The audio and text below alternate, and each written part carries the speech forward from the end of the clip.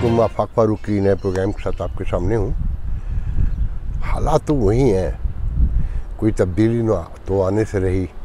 बहरहाल ये है कि निगरां जो है वो टका टोकरी हो चुके हैं और उल फूल पक रहे हैं। अब कहते हैं ना कि जब सब हाथ से निकल जाए और पता भी ना हो कि हमारे हाथ में क्या क्या था और हमें क्या क्या करना था, और वज़ीर आज़म बनने के शौक़ में, वज़ीर बनने के शौक़ में ले तो लिया, मगर जब सब कुछ सामने आया तो तोते उड़ गए। और बहुत दुख की बात यह है कि पहली बार ऐसा हुआ है कि पाकिस्तान में जो बड़े बड़े इनकलाबी थे वो सामने आ गए हैं बिल्कुल, कि जिन्हें हम 40-40 साल से, 30-30 साल से, 50 साल से जिनको बारे में कभी पढ़ते भी थे, वो सब किसी एक की दुश्मनी में एक तरफ आकर खड़े हो गए हैं और गेम फिर वही खेल रहे हैं जो हमेशा से खेलते रहे हैं, और उन्हें एहसास ही नहीं है कि लोग कहाँ से कहाँ पहुँच गए हैं। आप यकीन करें, भूख का ये आलम है। मैं आपको पूरे यकीन से बताता हूँ, मुझे एग्जैजरेट करने की ज़रूरत नहीं है। अगर आप के घर में ना सारी ग्रॉसरी मौजूद हो, जैसे घी है, चीनी है, आटा है, दाल है, और ये सारी चीज़ें मौजूद हों जो बेसिक रिक्वायरमेंट हैं किसी हांडी की, तो बाज़ार से सब्ज़ी लेनी हो, गोश्त लेना हो, या जो चीज़ें भी, टमाटर, प्याज, आपको मिनिमम 1000 रुपये रोज़ चाहिए, मिनिमम। इसमें गए मतलब किसी अय्याशी का लफ्ज़ एन भी आप लस्ट जिसे अल कहते हैं वो अब यूज़ नहीं कर सकते कि भाई बेसिक है, बच्चों को रोटी तो आपने देनी ही देनी है। तो अब ज़रा तसव्वुर कीजिए कि अगर जिस गरीब आदमी को 30,000 रुपये सिर्फ ग्रॉसरी के लिए बाज़ार में, और फिर जो घर की ग्रॉसरी है वो एक अलग मसला है, तो मैंने बताया ना कि 2 लाख रुपए चाहिए, 2.5 लाख रुपए चाहिए अब, और सर्टेनिटी नहीं है मार्केट में। आटा हर 2 घंटे के बाद उसकी प्राइस चेंज हो जाती है, चीनी की प्राइस चेंज हो जाती है, और लहसुन प्याज से लेकर ज़िंदगी की हर ज़रूरियात की चीज़ ना। और अब इनकी समझ में नहीं आ रहा। अच्छा, इनको एक बात समझ में नहीं आ रही है कि ये 90,000 गाड़ियाँ इस्तेमाल करते हैं, ये हुकूमतें हमारी जो है ना, 90,000 बताई जाती हैं, मुझे पूरा 100% तो मैं नहीं दावा कर सकता, और 720 अरब रुपये की तो ये टोटल सब्सिडीज़ देते हैं, पेट्रोल फलाना धमाका मराद जो देते हैं ना। मगर इनको ये नहीं समझ में आ रहा कि ये लोग काम नहीं कर रहे हैं, कि बेसिक स्ट्रक्चर टूट गया है, उसका कोई लेना देना नहीं है। रियासत जिस पे खड़ी होती है ना, इंस्टीट्यूट होते हैं ना, बेसिकली तो हुकूमत का काम तो रेगुलेटरी का होता है कि वो लेजिस्लेशन कर रही होती है पार्लियामेंट में, और रेगुलेटरी उसकी होती है कि जनाब मेंटेनेंस जो है प्रॉपर वे में काम हो रहा है कि नहीं हो रहा है, बाज़ार के क्या हालात हैं, और फलाने LDA के और KDA के और CDA के, ये सारी चीज़ें मतलब मुख्तलिफ इंस्टीट्यूट को मेंटेन करना है वेल प्रॉपरली, कि उसमें करप्शन से लेकर उसका नज़्म व नस्क, उसकी कारकर्दगी, उसकी एक्टिविटी, सारी चीज़ें। मगर यहाँ तो लड़ाइयाँ लगी रहीं, और इक़्तिदार बचाने और छीनने के साथ साथ अपने माल बनाने के मामलात लगे रहे, तो जो नीचे का बेसिक स्ट्रक्चर है वो टूट गया, वो वजूद ही नहीं रखता। आप कहीं चले जाइए, आपको फ़ौरन पता चल जाएगा कि यहाँ कोई बेसिक स्ट्रक्चर नहीं है, इंतज़ाम। देखिए, मैनेजमेंट की तो सलाहियत ही नहीं थी ना। अच्छा, फिर गुरूर तकब्बुर भी है। अच्छा, फिर वो मुझे अचानक याद आया कि वेस्टर्न वर्ल्ड में अगर आपसे किसी का आर्गूमेंट हो जाता है सरकारी एहलकार का, तो वो उसे पर्सनलाइज नहीं करता, या वो आपके बारे में कोई काम कर रहा है, कोई तहकीकात कर रहा है, या आपको कोई हिदायत दे रहा है, तो वो पर्सनलाइज नहीं होगा। यहाँ तो फ़ौरन बाप का एक तस्वुर आ जाता है, या मुखालिफ का एक तस्वुर आ जाता है। तो ये सारी चीज़ें मिलकर इसने रियासत को बहुत ही अजीब से हालात से दो चार कर दिया है। अच्छा, आप यकीन करें, वो इस्लामाबाद के एक जर्नलिस्ट हैं अज़हर सज्जाद अज़हर, इंडिपेंडेंट उर्दू में होते हैं आजकल, और इन्वेस्टिगेशन में उनका बड़ा नाम है, ख़ासकर हिस्ट्री के हवाले से इस खत्ते की। तो उन्होंने कल एक पोस्ट लगाई है कि थड़ों, होटलों, चौराहों, बाज़ारों में जो बात हो रही है, अगर उन पर गौर किया जाए तो खुदा जाने इस मुल्क में क्या होने जा रहा है। तो उस पर कमेंट्स में ये है कि खूनी फसाद होने जा रहा है, कोई बड़ी सिविल वार होने जा रही है, लोग एक दूसरे को फाड़ खाने जा रहे हैं। अच्छा, जिससे बात कीजिए रोने हैं। अच्छा, फिर मीडिया, आप यकीन करें कि मुझे एक वाक़या याद आ रहा है, मैं उसको शेयर कर लूँ क्योंकि मैंने उसे कवर किया था। ये 1986 की बात है, दिसंबर की, कि औरंगी टाउन कराची में पश्तून और वर्सेस उर्दू स्पीकिंग महाजरों के दरमियान एक खौफनाक हादसा हुआ, जो मोहतरम जनाब इस्लाम के मुजाहिद हमीद गुल साहब उस वक्त ISI के चीफ थे, उन्होंने मैनेज किया था। और जानने वाले ये बात सब जानते हैं, इसलिए खुलकर नाम दे रहा हूँ। 720 लोग मारे गए थे और चीखो पुकार, मतलब वो मनाजिर मैं सिर्फ इतना कह सकता हूँ कि क़याम पाकिस्तान के वक्त जो लड़ाई हुई थी उसके एक परतों कह लें, एक उसकी एक अक्कासी कह लें, उसकी एक वो कहना चाहिए कि रिवर्स कह लें कि वैसा सब कुछ हुआ था। तो शाम को हॉस्पिटल कराची के सब लाशों से और ज़ख्मियों से भरे हुए थे।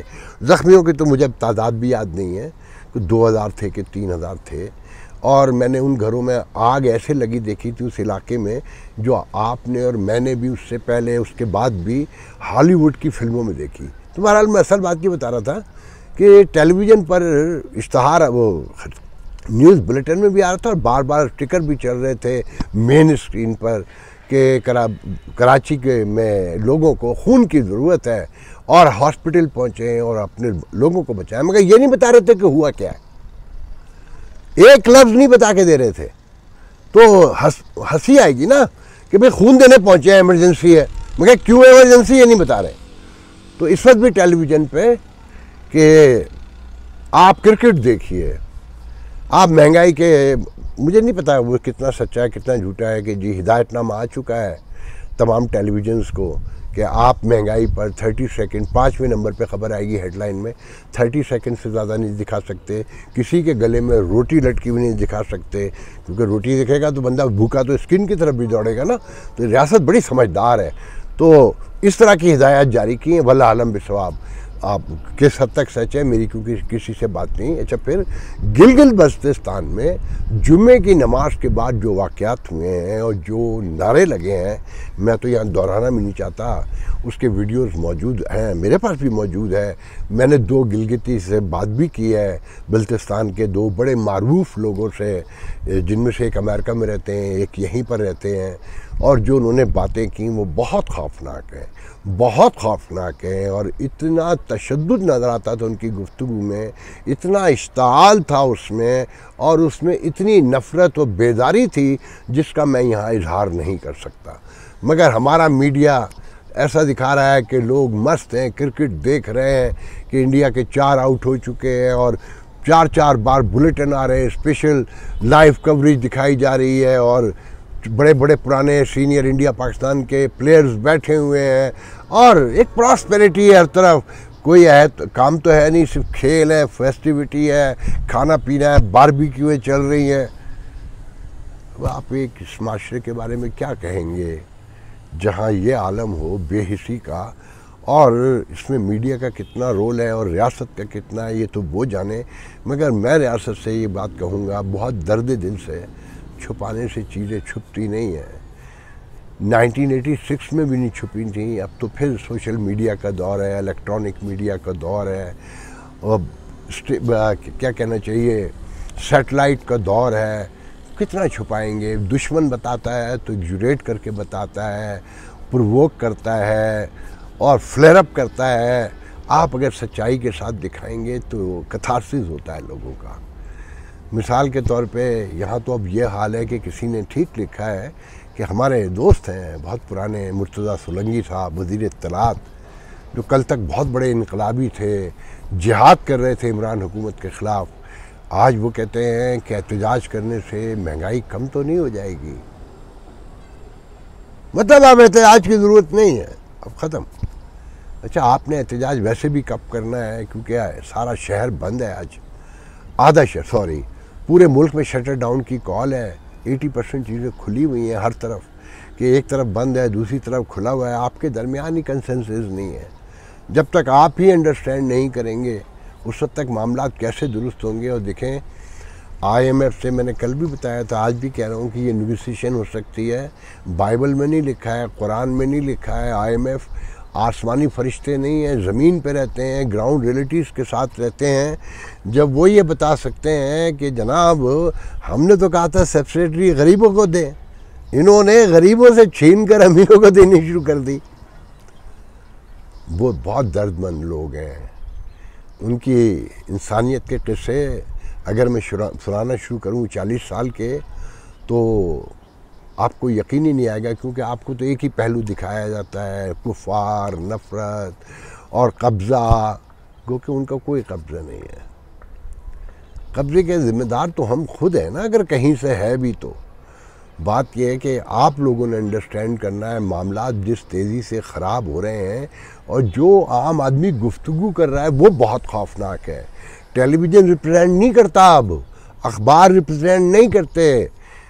जनरल आसिम मुनीर साहब, आपको समझना होगा, क्योंकि हर आदमी, मैं वो वीडियो नहीं दिखाना चाहता कि लोग ऐसे वीडियो भी चला रहे हैं कि बिजली का बिल दिखा रहे हैं, वो कह रहे हैं कि हमें ऐसे ना मारो, आके एटम बम भी है आपके पास, तोप भी है, टैंक भी है, बंदूक भी है, तो एक बार आके गरीबों को मार दो।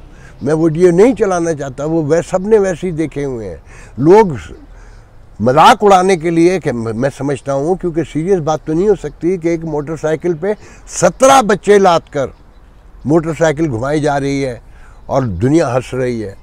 तो आपको चीज़ों को गौर से देखना होगा, इसका कोई रास्ता निकालना होगा, और इसका एक ही रास्ता है कि ये जो डॉलर बेचते हैं, ख़रीदते हैं, जो बड़े बड़े ये शुगर माफिया हैं, आपको सबका पता है, इनके पेट नोच कर पैसे निकालने होंगे, छीन इनका पेट फाड़ कर इनकी जेब से पैसे निकालने होंगे।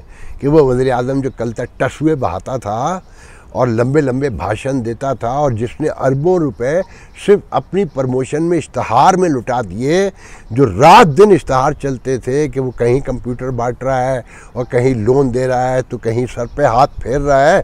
अब वो जॉगर पहन के, इलीट सुपर इलीट ब्रांड के जॉगर पहनकर लंदन की सड़कों पे फिर रहा है। उनका क्या गया? आपने रहना है मुनीर साहब, आपने ये टाइम फेस करना है, मैंने करना है, और लोगों ने करना है। उनके बारे में सोचिए, और इसका एक ही रास्ता है कि इनसे दौलत निकलवाइए, और आपको पता है ये दौलत कैसे निकलेगी। याद है ना शहजादा सलमान ने कैसे पैसे निकलवाए थे अपने ही बरादरान यूसुफ से, कैसे बिलियंस ऑफ डॉलर बाहर किए थे, और मामला ख़त्म करके, नॉर्मलाइज करके, ख़बरों पे पाबंदी इस तरह की काम करते हुए लगवाई है। ये जो लोग एहतजाज कर रहे हैं, या जो एक दूसरे को लड़ाने के लिए लोगों के दरमियान गलतफहमियाँ पैदा की जा रही हैं, उन पर कदगन लगाने से रियासत पे फ़र्क आ रहा है। आप इसको बेहतर समझते हैं, हम तो सिर्फ आपको मशवरा दे सकते हैं। और जब तक जो बेसिक स्ट्रक्चर है रियासत का, अगर वो फाल नहीं होता, वो एक्टिव नहीं होता, वो मार्केट में नहीं आता, आप यकीन करें, मैं आपको कैसे बताऊं ये बात कि कल इतनी एम्बेरसमेंट हुई एक वाक़े पे कि बेशर्मी की आखिरी हद पर है। मुझे इरिटेशन होती है स्किन में, तो मैं एक मेडिसन लेता हूँ, यहाँ आने के बाद ली है। अमेरिका में तो ड्रामाटोलॉजिस्ट ने मुझे क्रीम दे दी और कहा कि बस ये लगाते रहिए। तो मेरे एक बचपन के दोस्त हैं डॉक्टर, मैंने शायद कल भी उनका जिक्र किया था, उन्होंने मुझे वो दवा भेजी जो मैं पहले भी ले चुका हूँ। वो 2 दवाएं हैं, टैबलेट हैं 21 रोज़ के लिए। मैंने गूगल करके भी चेक किया, और डॉक्टर ने मुझे बताया, क्योंकि गूगल पे यूँ चेक किया कि यहाँ तो कुछ पता ही नहीं है, कुछ सर्टिनिटी नहीं है, कि ये 650 रुपये की दवाएँ हैं, उनकी अपनी फार्मेसी भी है। सब चेक करके जब यहाँ मंगवाई तो वो दवा 1850 रुपये की थी। Can you believe it? आप सोच सकते हैं कि 3 गुना ज़्यादा प्राइस। मैंने तो ले ली, कोई बात नहीं, मैंने तो उसे डॉलर्स में कन्वर्ट किया, $6 में आई, कोई बात नहीं, आ गई। उसके बारे में सोचिए, वो मजदूर, वो क्लर्क, वो टीचर, वो जो आम आदमी है जिसकी तनख्वाह 30,000 या 40,000 या 50,000 भी है, तो क्या वो $1800 की अपने लिए दवा ख़रीद सकता है? अपने बच्चों का पेट काट सकता है? इस पे गौर कीजिए। और ये कोई बड़ा कारनामा नहीं होगा अगर इसे कंट्रोल कर लिया जाए। सिर्फ दिमाग इस्तेमाल करने की ज़रूरत है कि जो रियासत का स्ट्रक्चर टूट गया है उसे जोड़िए कहीं से। वो जो थानेदार पैसे खा रहा है उसके पैसे नहीं रुके हैं, या जो आपके वज़ीर पैसे खा रहे हैं, जो परमिट ले रहे हैं, जो पुल तामीर हो रहे हैं और उसकी आड़ में कमीशन बन रहे हैं, उन पे कंट्रोल कीजिए। अगर ये नहीं कर सके तो मेरे मुंह में खाक। जो नज़र आता है मंज़र वो बहुत खौफनाक है। मैं अपना वीडियो आज का यहीं ख़त्म करता हूँ, इंशाल्लाह कल गुफ्तगू होगी। अल्लाह हाफ़िज़।